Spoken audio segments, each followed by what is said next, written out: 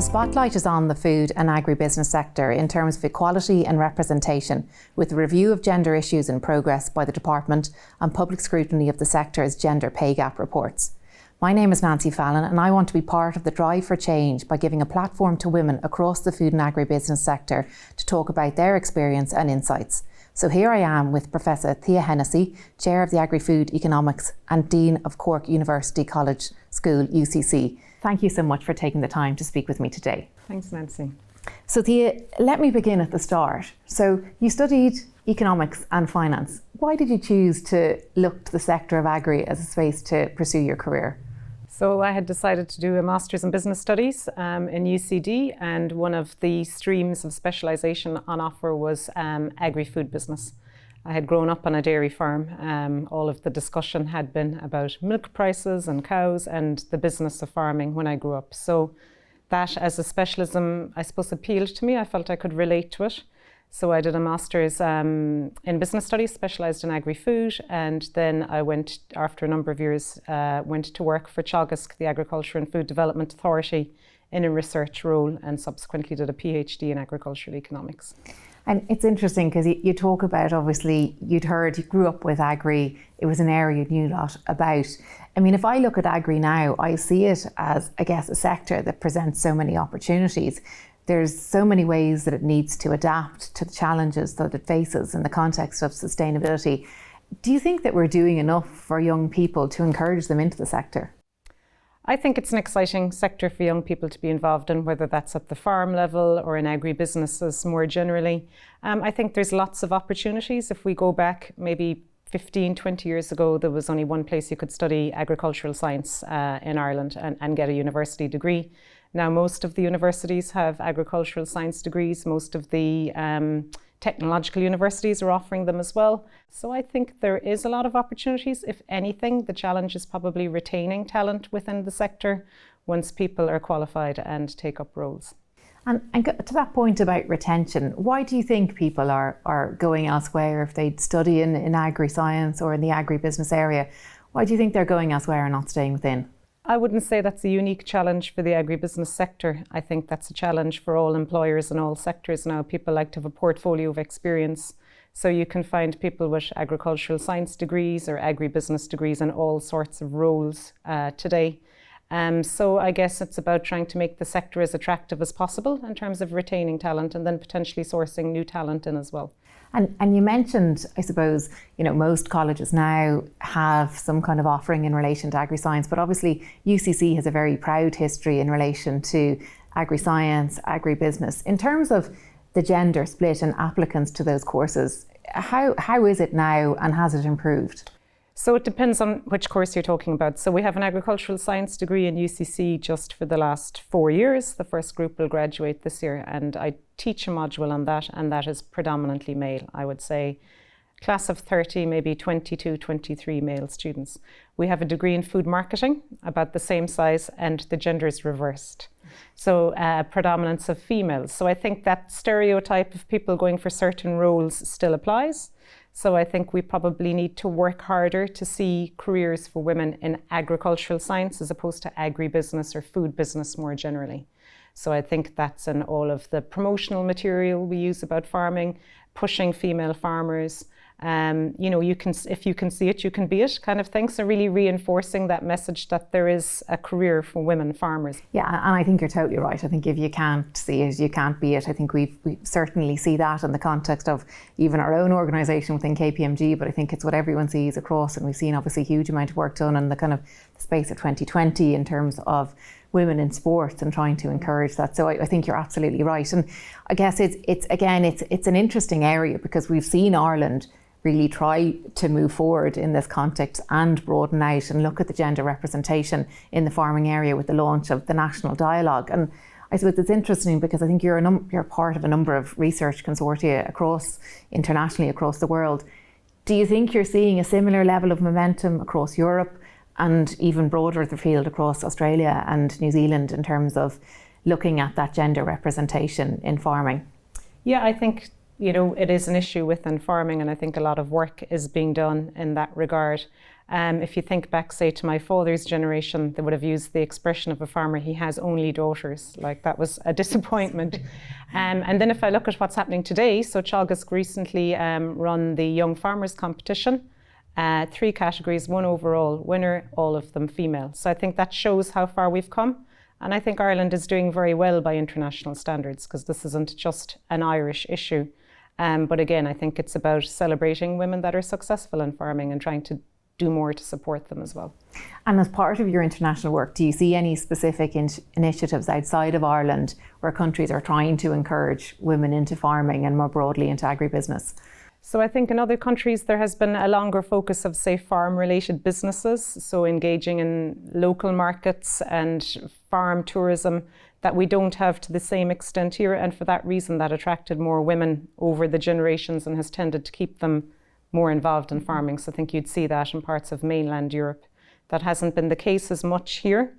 But I think as our farms have intensified and become more commercialised, it's important to see a role for women in those types of farms as well. That kind of direct-to-consumer market, essentially. Yeah, okay. I suppose what we've seen a lot of around the kind of farmers' markets, but it just needs to be on a larger scale, I guess, in Ireland. I think so. Well, I think the type of farming we do in Ireland is very export-oriented, where it's at a very large scale now, so there needs to be a role for women in large commercial farms as well as in, farms that are engaged in farm markets and more local supply chains. So if we just broaden the lens slightly to, I guess, your career in academia, obviously research in Ireland in 2020 would say that certainly in terms of looking at senior professorships, that 72% are held by male, 28% by female. I guess you've spent a lot of time in academia. How has it impacted you in terms of being in such a male-dominated environment, or I suppose more importantly, how did it not impact you in succeeding there? So the world of academia has its own challenges when it comes to gender balance, and you've provided the statistics there. So at the senior level, positions still tend to be dominated by men. But something that the world of academia has developed in recent years is a particular accreditation around gender, and it's called Athena Swan. So universities that want to gain that accreditation must spend a number of years collecting particular data.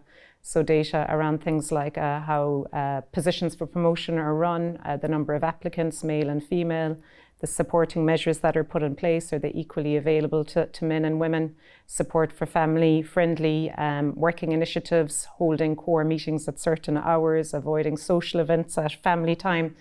And you measure that data for a number of years, and then you put an action plan in place to get this accreditation. And to retain the accreditation, you must make positive improvements. So it's a system of continuous improvement. And I think that has been very impactful. I think collecting the data has been eye-opening for people, actually, just to see the practices that can be improved upon. And it's a real case of what gets measured gets managed. And I think maybe a similar accreditation for the world of agriculture could be very useful. Maybe it could be used as part of the current dialogue. Because I think raising awareness of the issues and putting a target in place to do better can be very impactful.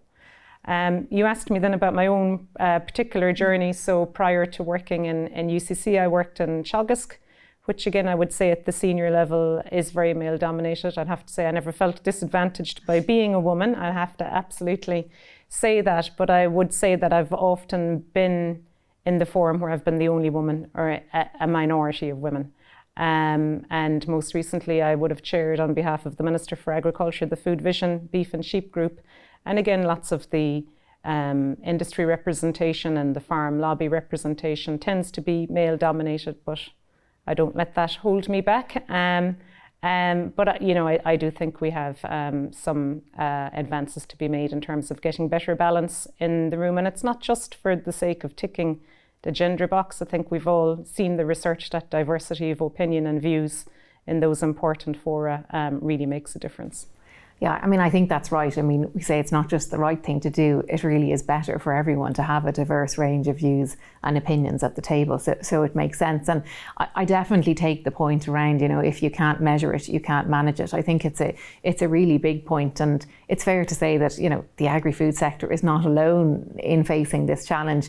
Maybe it has slightly steeper challenge to climb rather than other areas. But all sectors are looking at this across the board. So I think it is something that I think having something like you spoke of, that Athena Swan, is really interesting, because I think it sets out a number of very objective, I suppose, areas that can be measured and that can be seen to see progress in it, because this isn't going to happen overnight. It's going to take time, but I think if we continue to see progress, I think that will in itself be a positive way to move forward.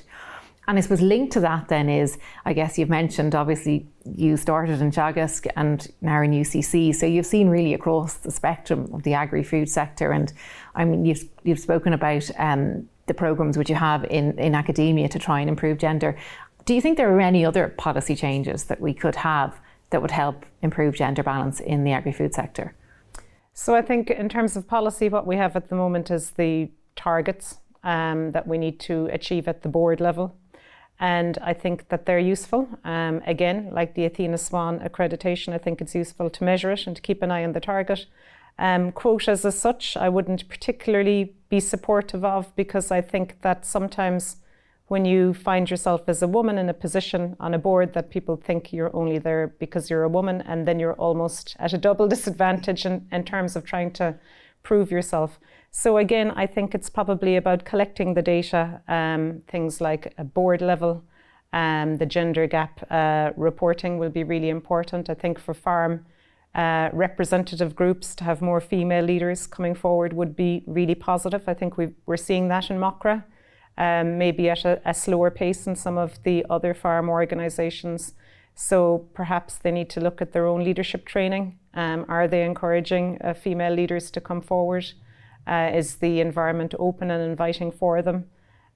So yeah, I think it's about raising the awareness and putting targets in place and working around those, rather than enforcing quotas. I don't think is particularly helpful. Yeah, I mean, lots of food for thought in that, and quotas are always such a difficult one to talk about, because I think there is that general feeling that it could suggest that, perhaps it's a token, a woman being on the board, if they're just trying to manage numbers. I mean, maybe we shouldn't feel that, but I think there is that perception out there. So it is always a very difficult one, I think, to look at. But obviously, as you say, you haven't felt disadvantaged, even if you've been in a room of all males in Teagasc or wherever else it is, or sitting at a table and discussing views.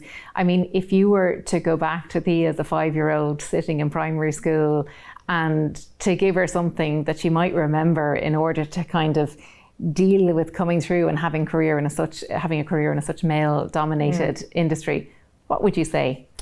Well, I have 2 daughters, so I'm saying it every day anyway, probably. Yeah. And I think it is obviously to work hard and do the best you can and put yourself forward and take risks. I think a lot of the research shows that men are more likely to apply for jobs before they're ready, and women wait until long after they're ready. So a lot of that is about self-confidence. I hope that's a generational thing. I'd be amazed that my daughters would be less confident than my son. But I guess we have to wait and see. But I would say take the chance. When I came to UCC, I quite quickly became Dean of the Business School. I hadn't worked in a business school before. If I had stopped and thought about it too long, I'd have said, I can't do this, no way. But you just have to put yourself forward, and nobody knows it all the first day. Fake it till you make it, to a certain extent, I think. But I think women need to be braver about doing that if they're not doing that already. I think that's right, because we definitely do tend to suffer from imposter syndrome more than maybe our male colleagues do. So I think you're right, the risk in just having a self-belief that you'll get there, faking it till you make it maybe, but also just believing in yourself that you'll get there, and not everyone knows the answers. So so I think that's definitely a great starting point from it. Well, look, it's been really interesting chatting to you. I think some really helpful insights in terms of how we might look at trying to improve the gender balance in agri, and just really helpful and interesting hearing your take and your experience in the sector, and I guess how you've, I suppose, progressed and done very, very well in the career in such a male-dominated environment. Thank you once again for your time. Thank you, Nancy. My pleasure.